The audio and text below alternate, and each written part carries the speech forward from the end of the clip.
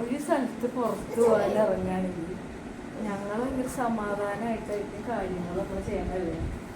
അപ്പോൾ ഒരുത്തി ഇവിടെ, അതായത് മമ്മി എന്ന് വിളിക്കുന്ന ഒരു വ്യക്തി പുറകെ വന്നിട്ട്, അത് തിരക്കൊന്നും ഉണ്ടാവില്ല, എന്നാലും തിരക്ക് പോലെ അഭിനയിക്കും.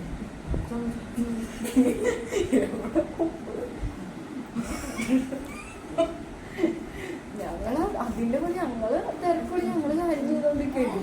എന്നാലും ഞാൻ ബാത്റൂമിൽ പോകുന്നത് എന്നിട്ട് അതൊക്കെ കഴിഞ്ഞ് ശരി ഒരു സ്ഥലത്ത് പോവാണ്ട് ഇപ്പൊ ആ സ്ഥലത്ത് എത്തിക്കഴിഞ്ഞപ്പോ വീണ്ടും എന്താ മനസ്സിലാണ് ഇവിടെ വന്നിട്ട് ഇങ്ങനെ കാണിക്കണം. ഇവിടെ വന്നിട്ട് സമാധാനം തന്നില്ല, ഇവിടെ വന്നിട്ട് ഡ്രസ്സ് മാറാം. ഇതിനാണ് ഇങ്ങനെ കാണിച്ചിരിക്കുന്നത്. എൻ്റെ പൊന്നു സുഹൃത്തുക്കളെ, ഇവരോട് കറക്റ്റ് സമയത്തിന് എല്ലാ കാര്യങ്ങളും ചെയ്യാനായിട്ട് ഞാൻ പറയുന്നതിൻ്റെ ആക്ഷനാണ് ഇവർ കാണിക്കണേ.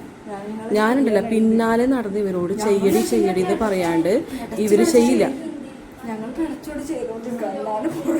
പെടച്ച് കുളിക്കാൻ പോകുന്ന പറഞ്ഞ ആള് ഞാൻ കുറച്ചേരം കഴിഞ്ഞ് നോക്കിയിട്ടുണ്ടേ, റൂമിൻ്റെ ഉള്ളിലോട്ട് വന്നിട്ട് വേറെ എന്തൊക്കെയോ എടുത്തിട്ട് എന്തോ കളിച്ചോണ്ടിരിക്കണം. സമയത്ത് നമ്മൾ ഇറങ്ങാന്ന് പറഞ്ഞാൽ ആ സമയത്ത് നമ്മൾ വെയിറ്റ് ചെയ്ത് ക്യാബ് റെഡിയാണ്. അപ്പോൾ ഇവള് ഇറങ്ങിയില്ലെങ്കിൽ പിന്നെ അത്രയും സമയം പിന്നെ വെയിറ്റ് ചെയ്യണ്ടേ, അല്ലെങ്കിൽ അത്രയും ലേറ്റ് ആയിക്കൊണ്ടിരിക്കല്ലേ. അത് പറഞ്ഞു കഴിഞ്ഞാൽ അവർക്ക് പഠിക്കില്ല. ഇപ്പൊ വന്നിട്ട് ഞങ്ങളിപ്പോൾ സമയം ഇത്രയായി, ഞങ്ങൾ വന്ന് കയറിയിട്ട് സത്യം പറഞ്ഞാൽ ഇതാ ഞാൻ വന്ന വഴി ഡ്രസ്സൊക്കെ ചേഞ്ച് ചെയ്ത് നിൽക്കേണ്ട, 2 എണ്ണം ഇതുവരെ ഡ്രസ്സ് ചേഞ്ച് ചെയ്തിട്ടില്ലേ. ഈ ഇരിപ്പാണ് ഇങ്ങനെ.